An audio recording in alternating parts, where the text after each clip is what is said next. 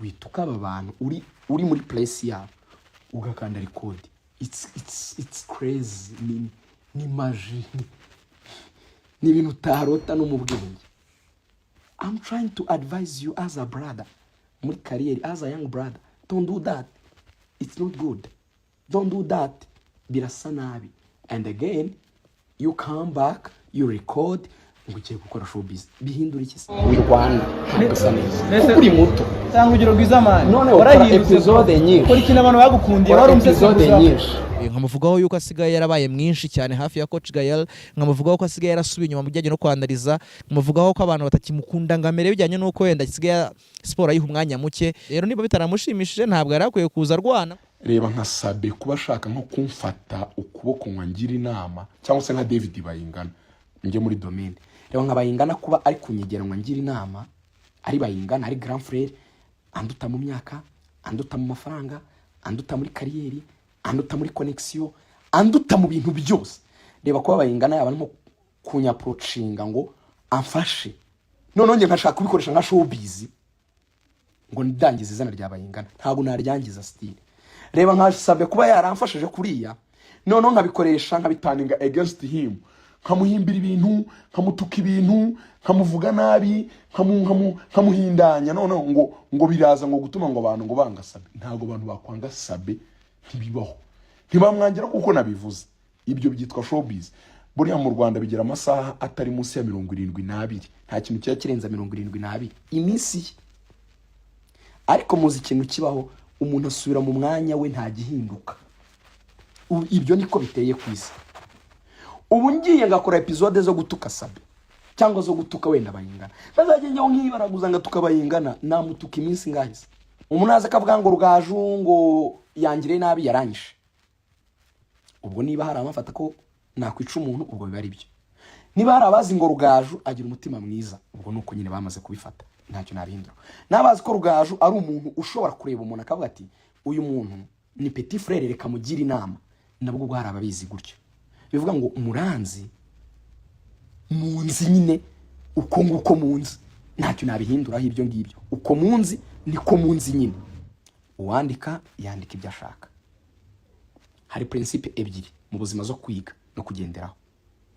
Know your boss, know your customer. Know your boss ni my boss ni umuyobozi wa Radio Rwanda n'undi potingaho. That person igihe atamfiteho ikibazo, I'm safe kuko nta kibazo njye mfite. My second boss ni Gael. Igihe Gael namuhaye service akazishimira, njye nta kibazo mfite. Ariko n'igihe kitanga judgment, niba munzi neza, igihe kizababwira ko koko ntari umuntu mubi, muzabibona ko nta kibazo ngira. Kandi niba hari umuntu ugize kunyagresa, niba yagize kunyagresa, igihe kizavuga niba kuko ari we wari uri mu mafuti cyangwa njye nari ndi mu mafuti. Igihe ni umucamanza w'ibintu. Sinajyaho ngo mvuge ngo uyu ngo situation ngo byagenze ukuntu. Sinshobora. Uzi impamvu? Nuko igisobanuro cyose watanga umuntu aba afite uko akuzi, therefore akuza uko nyine. Surubanza rero siribu surukiko nta kosa nta cyaha kiri penali kirimo. Umuntu niba avuga ko amugiriye nabi nta kibazo, yumva nta kibazo afite, mu muhigi bizagaragara ko namugiriye nabi. Igihe kizabiprova. Nango nzakora ibindi bintu byinshi bibi bizaprova ko koko ndi mubi. Cyangwa se niba ntari na mubi, nabwo igihe kizaprova ko koko ntari mubi. Abantu baba banzi, baba banazi David. Bahita bati we petit, wowe kuri Bayingana, Gasopo kuri David. Wowe Rugaju, wowe kuri Sabe. Faites attention. Bahita gutunga intoki abantu benshi. Bakubwira ati no. Uzi impamvu? Abantu baba bakuzi. So hari ibintu rero bya showbiz byo gutwika nyine niko bigenda ku bantu bato, abantu benshi nyine they try to create attention, abantu baginje muri spotlight, bambone, bumve ko nitendetse ku muntu, twahanganye, twaserereye, twagiranye ibibazo, ibintu byacitse, umuntu angendaho, umuntu angirira nabi, umuntu none umuntu akabishyira hariya nyine so that people should sit and judge ko wa muntu ari mubi. Ariko ibintu byose umuntu yagusiga igihe kirabihanagura. Uzi impamvu nuko if someone is there gukora showbiz n'ubundi biragaruka bikagaragara ko ari umuntu wa showbiz, and if someone is class nabwo class ibihari nyine ntiwayikuraho. N'urugero rwiza nabahaye, ntiwafata Bayingana ngo uvuge ngo uyu munsi ngo namwurira, ntibishoboka. Namwana mu kiganiro nakoze kuri BNB mvuga kuri David Bayingana, nakomeje kumutangaho urugero. Buriya ikizakwereka umuntu ureba ubahute bakuru bawe, muzarebe Rugangura kuri radio. Each and every time I hype, ibona ndahypinga kuko ndi umufana mani, ni umuntu dukorana ariko mubona bwa mbere kuri Flash nari umufana. No wumva ndatinya kuvuga ngo commentator wa mbere mu gihugu niko mbamiyemera.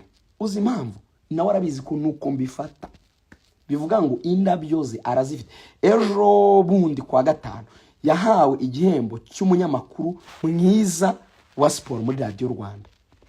Everyone knows, nta muntu bihakana. Hari umuntu wari wumva akubwira ngo goats muri Radio Rwanda si Rugangura? Hari umuntu wari wumva bishidikanyaho? Ni realite byanditse ku nyenyeri, biraho niko bimeze, nkuko biteye ntiwabihindura. Neza ubu nabyuka ngatangira kwitendeka kuri Rugangura, nkatangira ngo iyo udashaka kumva inama z'abantu bakuze, abantu bakuruta, abantu bagutanze mu kintu nziza, therefore haba harimo ikibazo kinakomeye cyane. Niyo mpamvu njya kuri BNB bantumiye nkicara imbere ya David, nafashe iminota 10 irenga mvuga how I admire his work. Na Kastari narabikoze, ibona nkavuga salute muri aba legend, mwakoze mwahinduye game, mwababa game changer. Ushobora gukora YouTube ikagira abantu benshi ariko nyine iyo class baba barayibonye nyine ibihara abantu baba barayibashyizemo. Sinje ntago ari nje wabibahaye, niko nyine byagenze. Bakoze ibintu byiza abantu barabakunda, therefore ntiwabihindura bimeze uko. Buriya rero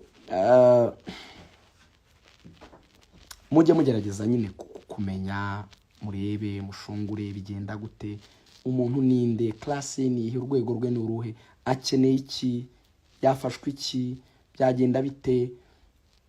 Abantu nyine ntago baba bari muri kategori zimwe rwose, niko biteye.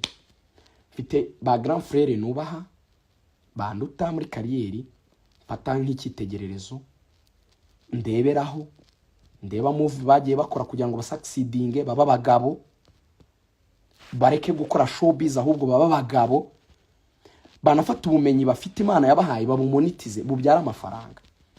Kuko baravuga ngo ubumenyi bwose ufite udashaka kubyaza amafaranga, udashaka kubyaza amafaranga ntacyo waba bumaze.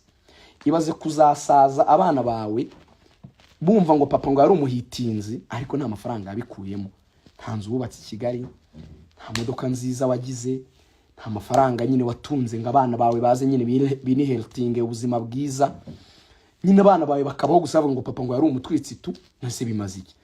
Ngo abantu ngo bari bamuzi ngo Rugano ngakorera Radio Rwanda ngo yari umutwitsi ngo abantu bose bamuzi ariko n'umukene. Nase byaba byaramaze iki kwe? Ntango no kwiga strategy. Okay, ko hari abantu runaka bankunze, nakora iki ngo ubwo bumenyi iyo Imana yamaye ibyara amafaranga, ubumenyi ifite mbubyaze amafaranga.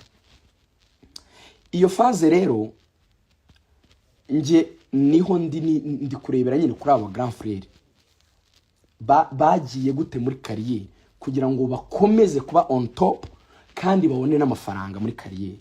Baba bagabo nyine bagire ingo nziza, bagira amafaranga, bagire bakomeze kudomina nyine babe on top years and years, nyine bakomeze kuba hejuru. Nje naho ndi niryo daraja, naho ndi gutekereza. Niba rero hari undi ushaka kunkoreraho showbiz no kuntwikiraho, ubwo niho hari nyine nakomereza aho ngaho. Haba hari levels, ntabwo ari ukwiyemera uko n'ukuri kwambaye ubusa. So rero sinshobora guhindukira ngo ngiye gufightinga ngo umuntu ngo yanditse utuntu nanjye ngo nandike utundi, umuntu ngo yakoze utugana ngo nkuru utundi ngo ndwane. N'abantu ndashobora no kumuvuga mu izina. bya requestinga my time uwo mwanya sinawubona.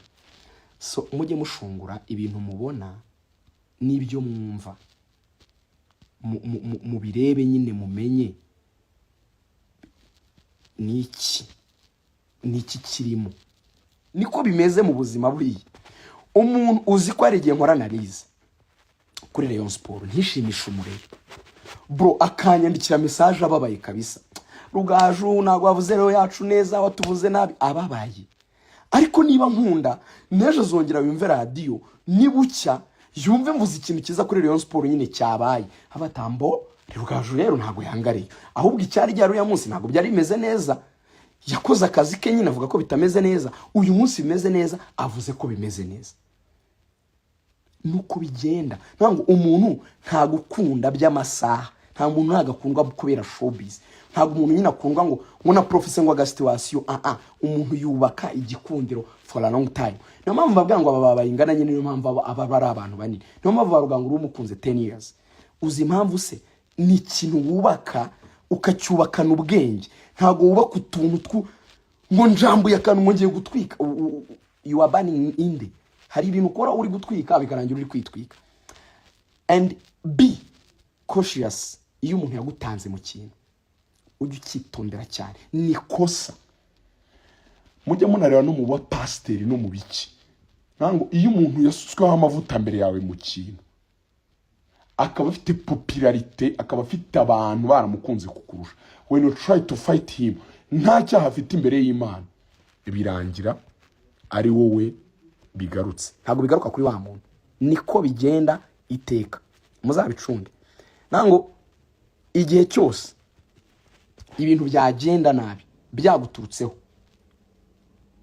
byo wabizira nyine, waba uri hejuru cyangwa uri hasi, ariko wumva umutima wawe uri nta kibazo ufite, ibintu urabikora ugatuza ukagenda neza wenye, ari amahoro masa mu mutima wawe, inzira zawe Imana iraziharura. Niko ibintu biteye.